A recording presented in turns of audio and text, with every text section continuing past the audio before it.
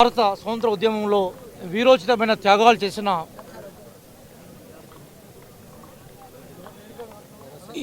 ఈరోజు ఒక స్మృతి దినం.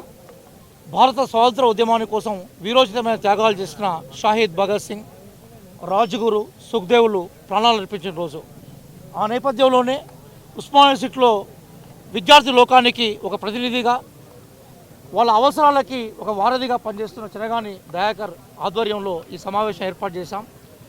బాలలక్ష్మి గారు ఉద్యమ నాయకురాలు, అట్లాగే మనకి మేడ శ్రీనివాస్ ఇక్కడ మాకు విద్యార్థి ప్రతినిధి నాయకులు, అదేవిధంగా ఇంద్ర ప్రసాద్, ఈ మిగతా విద్యార్థుల ఆధ్వర్యంలో ఆ స్మృతి రోజు సందర్భంగా చదవాలిరా ఎన్ని కష్టాలే వచ్చినా చదువు లేని భవిత పెద్ద సున్నా, ఒకటి చదివే అవకాశాన్ని, చదివే అవసరాన్ని, చదివే ఒక పతాకాన్ని ఎలుగెత్తి చాటే క్రమంలో ఈరోజు తెలంగాణకు సంబంధించిన రైటర్స్ రాష్ట్ర కొన్ని పుస్తకాలని విద్యార్థులకు అందజేశాం.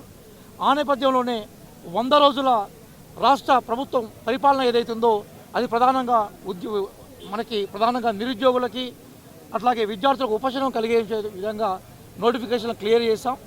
అదే రకంగా దేశ రాజకీయాల్లో కూడా ఇండియా కూటమి ప్రధానంగా 30 లక్షల ఉద్యోగాలను ప్రామిస్ చేసింది. పబ్లిక్ సెక్టార్కి రక్షణ కోరుకుంటుంది.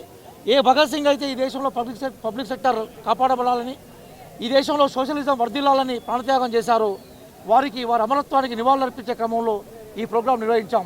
భవిష్యత్తులో కూడా ఈ ప్రజాప్రభుత్వం ఆధ్వర్యంలో మేము మరిన్ని కార్యక్రమాలను నిర్వహించే ప్రయత్నం చేస్తూ ఉన్నాం.